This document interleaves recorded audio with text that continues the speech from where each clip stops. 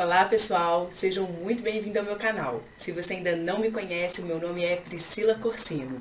Aproveita e já se inscreve aqui no canal, é rápido, assina as notificações para sempre o YouTube te informar quando tem vídeo novo no canal. E aproveita, já vai deixando o like porque o tema de hoje está incrível. Bora pro vídeo? Então nós vamos fazer essa reflexão, ó, Mateus 10, 37 e 38. Quem ama seu pai ou sua mãe mais do que a mim, não é digno de mim. E quem ama o filho ou a filha mais do que a mim, não é digno de mim. E aquele que não toma a sua cruz e não me segue, também não é digno de mim. Esses dois versos para nossa reflexão. O que acontece, pessoal? Esses dias eu acompanhando algumas situações aí na internet e eu fiquei impactada com, eu não vou citar nome para não ser, né, ruim, mas eu fiquei muito reflexiva sobre a situação de uma cantora muito famosa que perdeu um filho, que vocês provavelmente conhecem aí, ela é muito famosa mesmo. E assim, a gente sempre teve notícia, né? O filho dela morreu, não foi por agora. E eu pensando assim, meu Deus, por que será, né, que acontece coisas trágicas assim com as pessoas? A gente não conhece a vida da pessoa a fundo, mas até então não tem escândalo, né, dela, do esposo, mas a família dela, né, um filho morreu, outro filho tem aí uma conduta que eu acredito que ela como cristã não aprove, já vi alguns poucos comentários ela não aprovar a conduta do filho, mas o que mexeu muito com o meu coração foi o quê? Eu pensando o seguinte, eu falei, olha, às vezes a gente como cristãos, né, seja você aí na sua casa, a gente está na luta, buscando ao Senhor, a gente está assim, buscando santificar a nossa vida, entregando verdadeiramente a nossa vida para o Senhor. Nós nos deparamos com situações tão difíceis na nossa vida, às vezes um casamento que tem tanto problema, você casou e ali tem tanta crise, tanto problema no seu casamento. Às vezes você vive uma situação com seus pais ou com filhos quando tem, tão difícil, né, de desrespeito, ou às vezes aquela pessoa vive uma vida completamente diferente daquilo que você conhece, que a palavra de Deus nos ensina, e aquilo entristece muito o nosso coração. E eu fiquei pensando, quantos de nós, né, que cremos no Senhor, estamos passando, vivendo por uma vida muito difícil, muito conturbada com os nossos entes queridos. E aí eu meditando nessa palavra, meditando nessa situação, na verdade, me veio essa palavra, né? Que lá em Mateus Jesus falou, olha, quem ama seu pai ou sua mãe mais do que a mim, não é digno de mim, ou quem ama o seu filho ou filha mais do que a mim, não é digno de mim.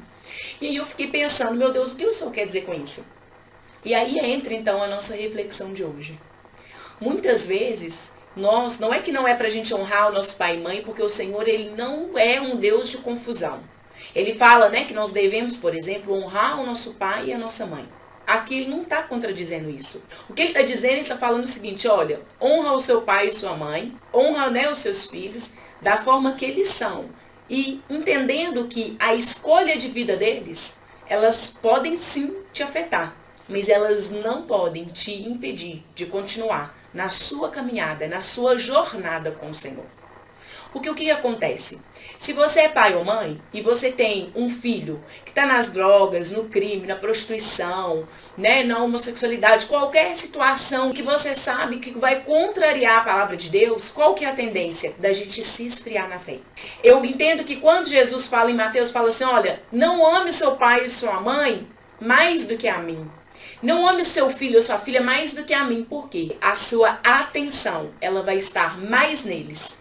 E se eles não servirem ao Senhor, o que vai acontecer? Você vai desanimar na fé, você vai achar que o Senhor, ele não tem compromisso com você, você vai achar que o Senhor não está ouvindo as suas orações, porque a gente esquece de algo que é primordial, que o Senhor não abriu mão, que nós temos o nosso livre-arbítrio. Nós temos o nosso direito, como indivíduos, de escolher o caminho que nós vamos seguir. E aí, quando você tem um parente que está seguindo um caminho, que está utilizando o seu livre-arbítrio, mas esse caminho não te agrada e não agrada a Deus, qual que é a tendência? A gente entrar num sofrimento tão grande, a gente entrar numa situação de desânimo tão grande, que a gente, na verdade, a gente vai se afastando da nossa fé. Às vezes, por ter uma família muito boa, eu esqueço de Deus porque eu quero cuidar demais, amo mais a minha família do que a Deus. Ou às vezes acontece o contrário, eu amo muito a minha família, mas por não ter uma família tão estruturada, eu também me afasto de Deus. Por quê? Porque eu me desanimo diante desse ambiente que eu estou inserido. Se a gente for ler os versos anteriores, é muito interessante porque Jesus está falando do quê? Da vida dos discípulos, né?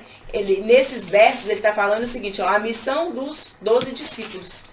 E nos versos anteriores, ele fala o quê? Olha, é necessário, né? Que a gente entenda o seguinte, ó, o 34, ele fala assim, ó, não penseis que vim trazer paz à terra. Não vim trazer a paz, mas a espada. Pois eu vim para ser motivo de discórdia entre o homem e seu pai, entre a filha e a sua mãe, entre a nora e sua sogra. Assim, os inimigos do homem serão os da sua própria família. O que Jesus está falando isso? Que é pra gente ficar brigando com a nossa família por conta dele? Não. Ele está falando o seguinte, você, quando tomar uma posição, se você for o primeiro da sua casa, da sua família, a tomar uma posição com Jesus, de servir, de buscar, isso vai provavelmente trazer um conflito com os seus familiares. Por quê? Porque eles não estão nessa mesma posição que você. Mas isso não quer dizer que é para você brigar, para você ficar com inimizade com ninguém. Não. Mas você precisa entender. Essa espada que Jesus está falando é o quê? Vai haver, às vezes, uma dor. Vai haver, sim, às vezes, um sofrimento. Claro que o Senhor também vai nos dar estratégias para não ficar brigando, entrando em conflito. Por exemplo, a mulher sábia edifica a sua casa. Então, Jesus vai dar sabedoria para a mulher, para ela não fazer, não é para desfazer o casamento, não é para separar porque agora você serve a Cristo e a outra pessoa não. Mas o Senhor vai te dar estratégias através da própria palavra dele. Para quê? Para que você, então, a Bíblia fala o quê? A mulher sábia, ela vai ganhar 100 palavras através da oração, do jejum, do seu cônjuge. Ele fala, mas se você não tomar a sua cruz para me seguir, então você não vai ser digno de mim. Quando ele fala que tome a sua cruz e siga-me, a gente tem que entender que servir a Jesus às vezes vai trazer, sim, sofrimento, dor, humilhação, dificuldades. Porque senão nós vamos viver numa situação que muitas pessoas estão vivendo, que a gente às vezes identifica. Pessoas que estão servindo a Deus e acham que só tem que acontecer coisa boa na vida dela, é só prosperidade, é só alegria. Não, se servir a Jesus é cruz, é sofrimento, é renúncia. A gente não pode se dedicar aos nossos familiares ao ponto de abandonarmos ao Senhor.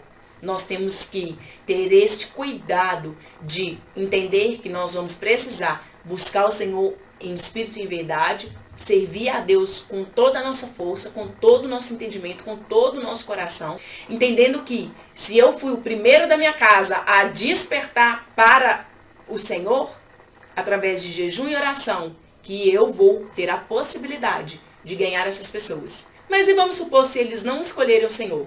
Então você não pode esmorecer na sua fé, porque você precisa entender que é uma escolha individual. É o livre-arbítrio, cada um tem a sua escolha.